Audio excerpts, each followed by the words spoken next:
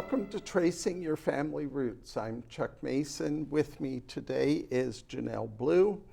And also with us is our guest, Daniel Horowitz, who we're very fortunate. He's in the country from Israel for about 2 weeks, so we're very fortunate to have Daniel come by. He is a genealogy expert at MyHeritage, and he provides key contributions liaising with genealogical societies, bloggers, and the media, as well as lecturing, which he's been doing and attending conferences here in the States, but he also does this around the world. Welcome, Daniel. Thank you very much, Chuck. It's a pleasure for me to be here again. I'm already feeling at home. Good. And he's going to talk to us about MyHeritage. It's been around for quite a while, but they've had updates and things. Yes, we're actually celebrating this year 20th anniversary since our foundation. And we keep bringing new things. We started as a company to build family trees, and we still do that, and we allow people to host their family trees and to build them over there. We also have records. Up till today, 19.4 billion historical records from all over the world, and we were talking a little bit about that as well. But it's mostly the technology that MyHeritage has in order to find matches between those family trees and between the records where people are coming to MyHeritage from. And today, as you mentioned, we're talking about the DNA, which is the new kid on the block of genealogy, but still doing great advantages of finding people through DNA testing. And more people are using DNA to find their ancestors and connect with their long-lost cousins. You know, I think many people tested because they were just interested in their ethnicity in the beginning, but now it's been around for a while and people are beginning to become better educated on what you offer them in terms of data, and today we're going to talk a little bit about centimorgans, and so I think that would be a good place to begin. Yeah, well, definitely at the beginning, and MyHeritage started in 2016, but there were other companies already doing DNA tests, and yes, people did DNA tests to find their origins and their ethnicities, which after that, with time, they realized that they were also getting matches with cousins and with other relatives. Right. And today, most of the people that are testing are those discovering that they were adopted, or the people who said that they were their family, their biological family, or not. So they're using DNA tests in order to prove and to find those relatives. And the sad thing is that sometimes that key person is one of the first comers that just wanted to see the percentage of a particular ethnicity they had, and they're not answering the other people's emails or communication. So that is why MyHeritage focus on try to bring better tools for people to understand how they are connected to these matches. Because at the beginning, we were saying, okay, yeah, you have a second cousin twice removed, or you are 3% match with this person, but not necessarily people really understood what that means. That's right. So the last tool, or the latest tool that MyHeritage created is this CM explainer. And CM stands for centimorgans, which is the measure that you use in order to know the amount of DNA that you have. And the idea is to be able to put that measure together with the age of the person. And based on that, MyHeritage can give you quite accurate, I would say, or even more accurate than before, the relationship that you have with this person.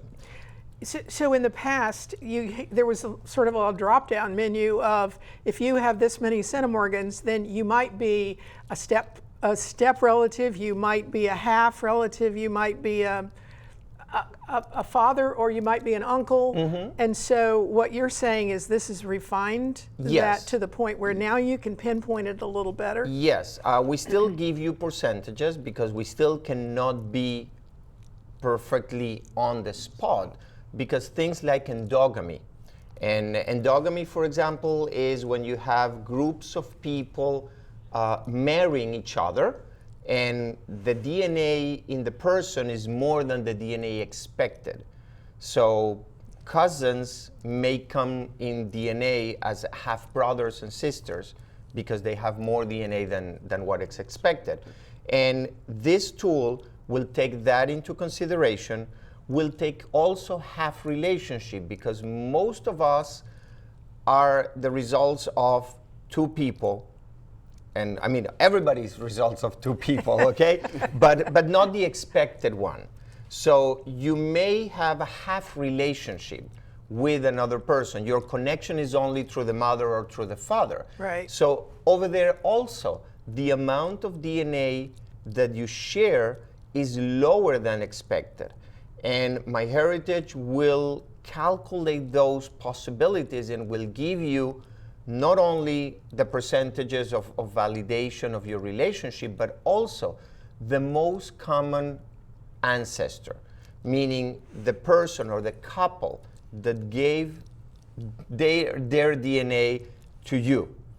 And that is the way that you can find out how you are related to the person. So the table, it still exists, and it will show you the different relationships, but it's even better when you can see that on a family tree.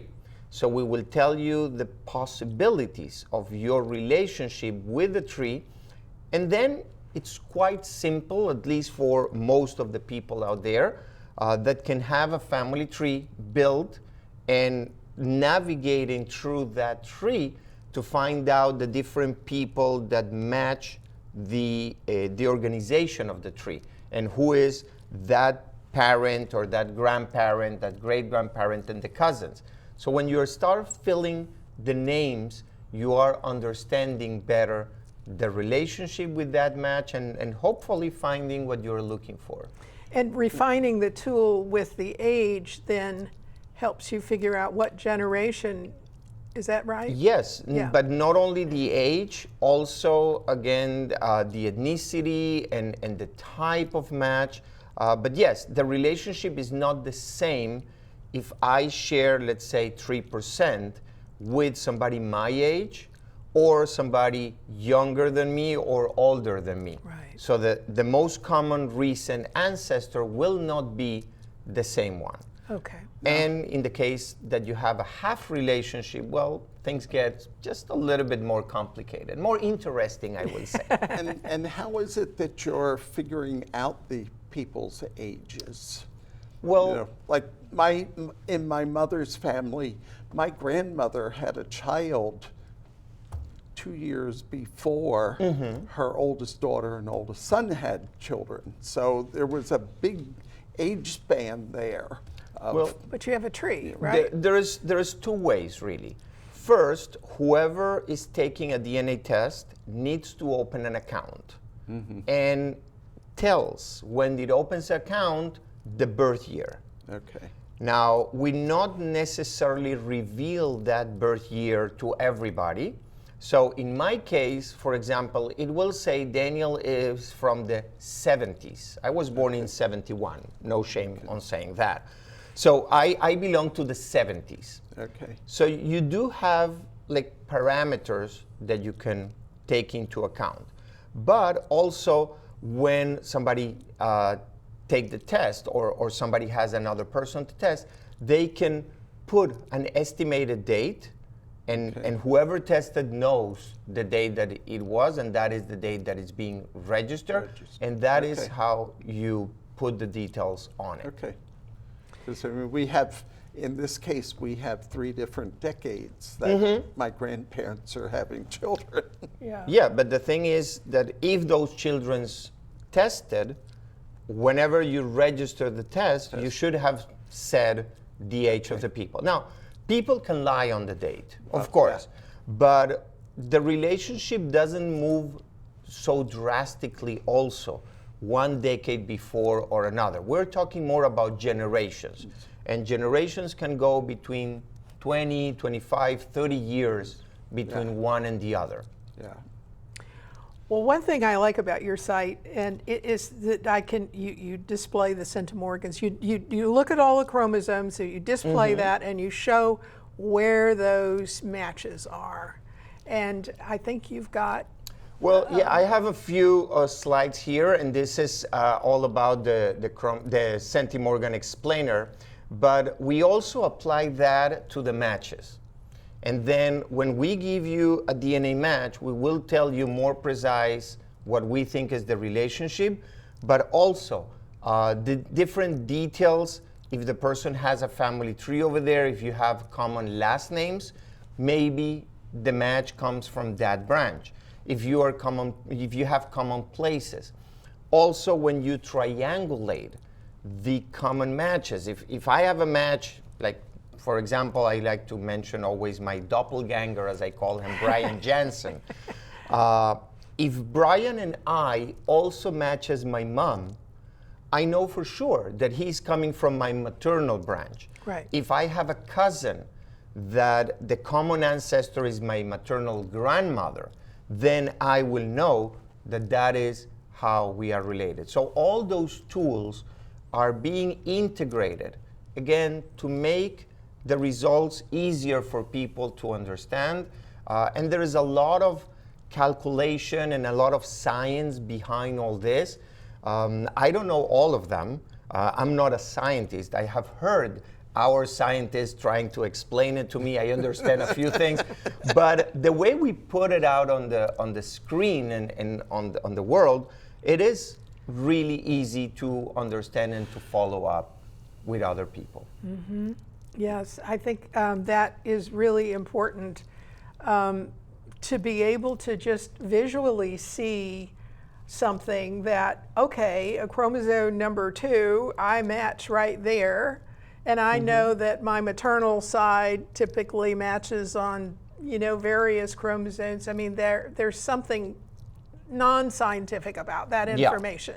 Yeah, so that's helpful. And not only that, but MyHeritage has another tool that we had for many years, but every time, every couple of months, we try to revamp and reanalyze all the information. I was mentioned the family trees that we have, and I was mentioned the records.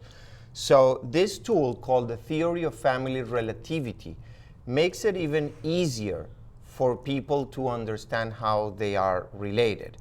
Because we will take the matches between family trees, which exist, and we will take the matches between the trees and the records, and we will try to build a path to explain you how you are related to the other person. So even if you don't know numbers, if you don't know centimorgans or anything, we will be able to show you how your path goes to the other person. And sometimes it's not perfect, because as I like to say, if you have like a John Smith born in 1600s in Massachusetts, well, chances are that we have a lot of them in our database, and people don't necessarily have all the exact information in the tree.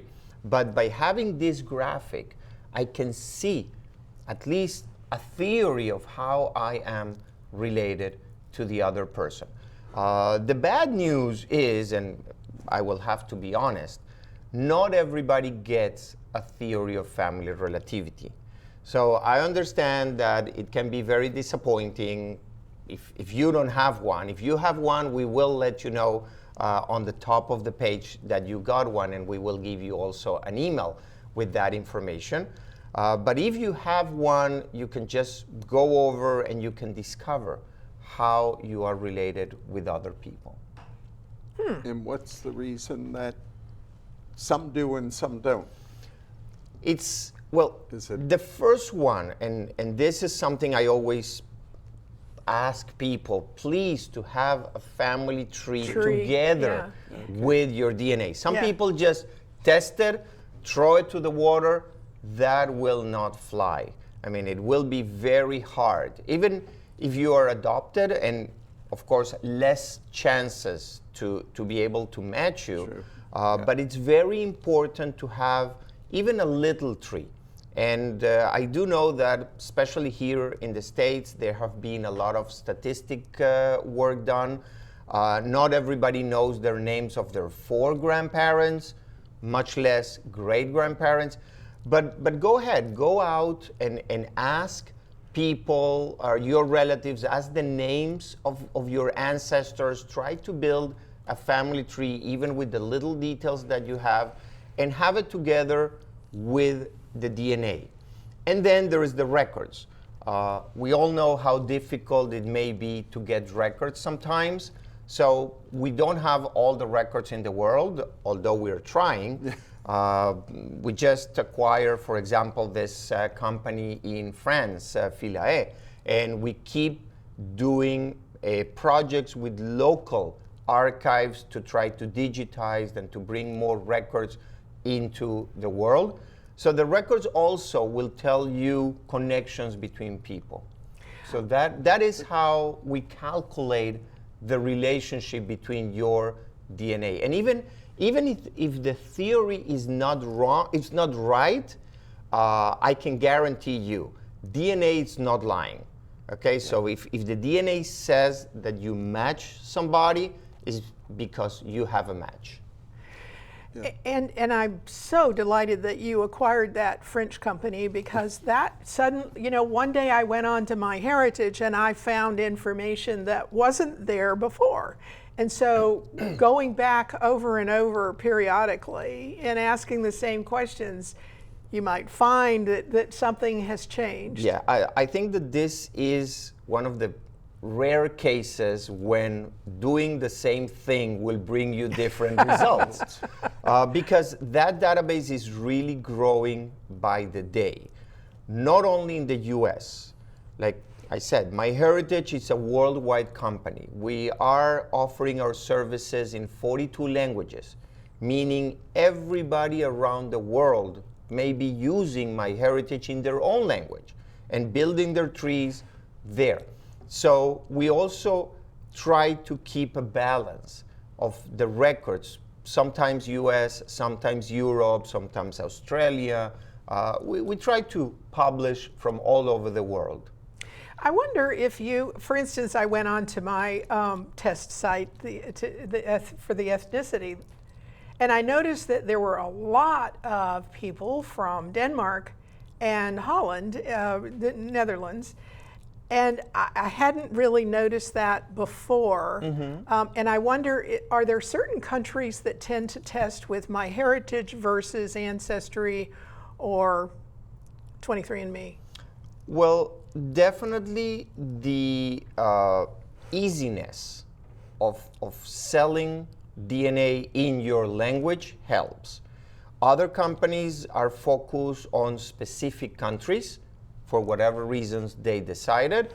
I know that MyHeritage is very strong in Scandinavian countries. And then there are other countries that are more or less into DNA testing.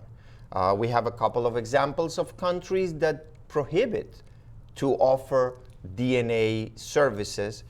And still, some people out there find the ways to get their DNA kits on their hands and to test it and to upload it to MyHeritage. Now, I'm not from the sales department. I'm trying to explain what we're doing. And I have good news for all of you who have tested with those other companies and not with MyHeritage. We will give you the opportunity to upload your digital results into MyHeritage for free. So you don't need to buy a DNA kit and you don't need to test with MyHeritage.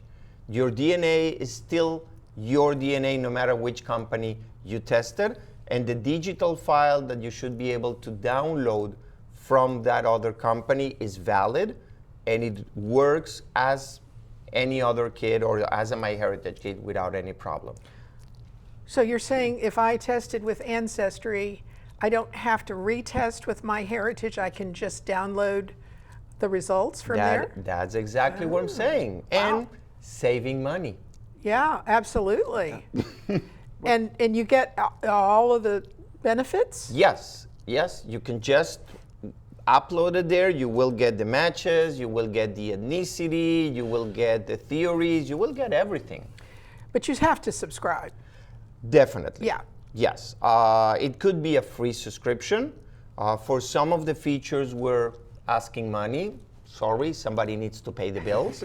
But yeah, everybody who do a DNA test or upload DNA test needs to register. Let's call it like that. So registration is a must. Subscription depends on what you're looking. And I also tell people, just do freebie, try it first. When you see that we are giving you what you are looking for, then you can decide and pay. And what exactly is included in the subscription if you pay the money versus the freebie? We have like the complete subscription that will give you everything. We'll give you unlimited family tree. We'll give you the matching technology for the trees, for the records, for the DNA.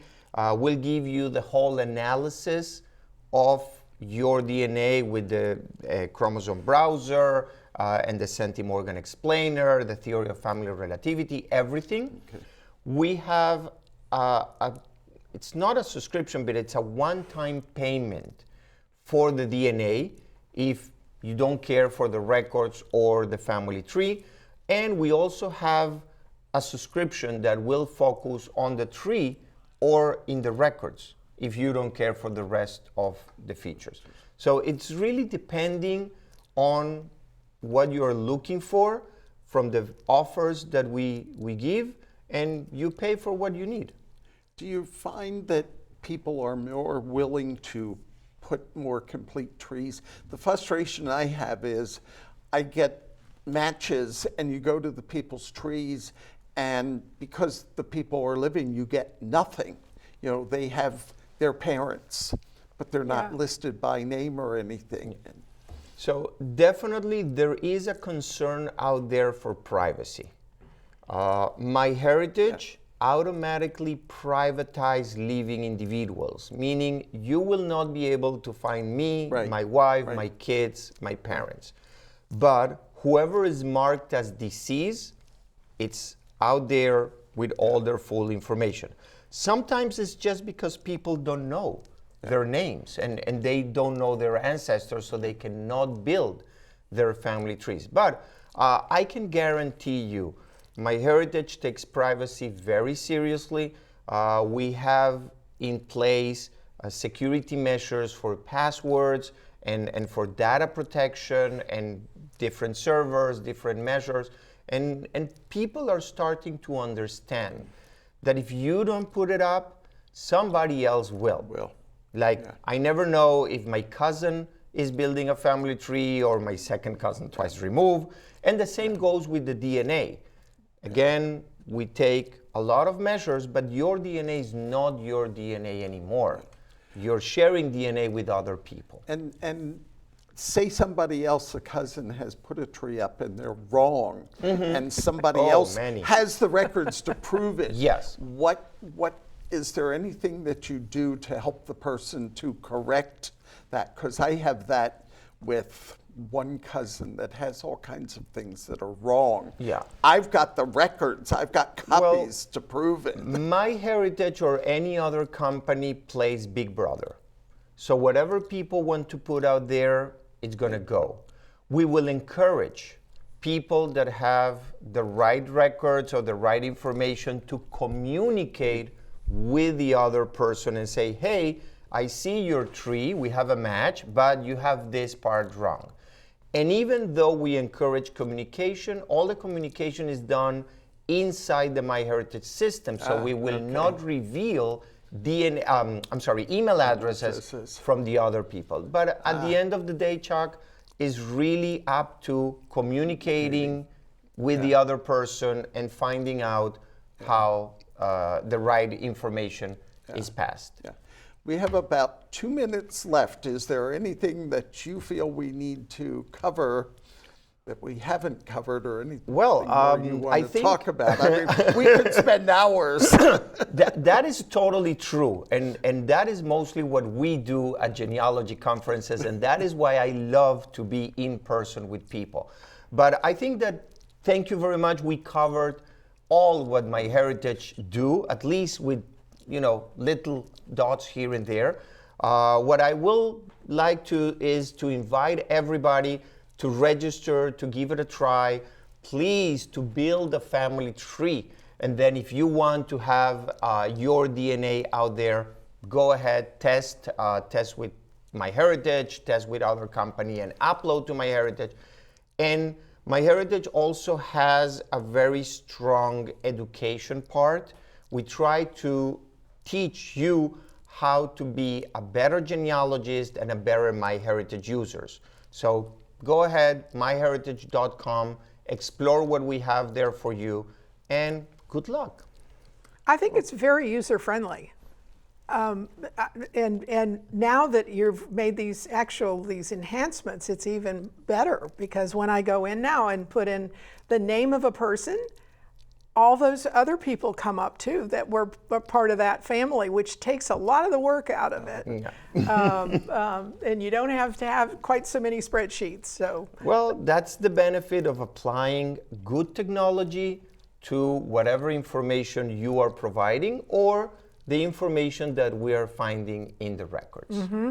We want to thank you, Daniel, for taking some of your very limited time here to come and visit with us and spend time with us. We really do appreciate yes. it. Always my pleasure. Thank you for the invitation and thank you for listening.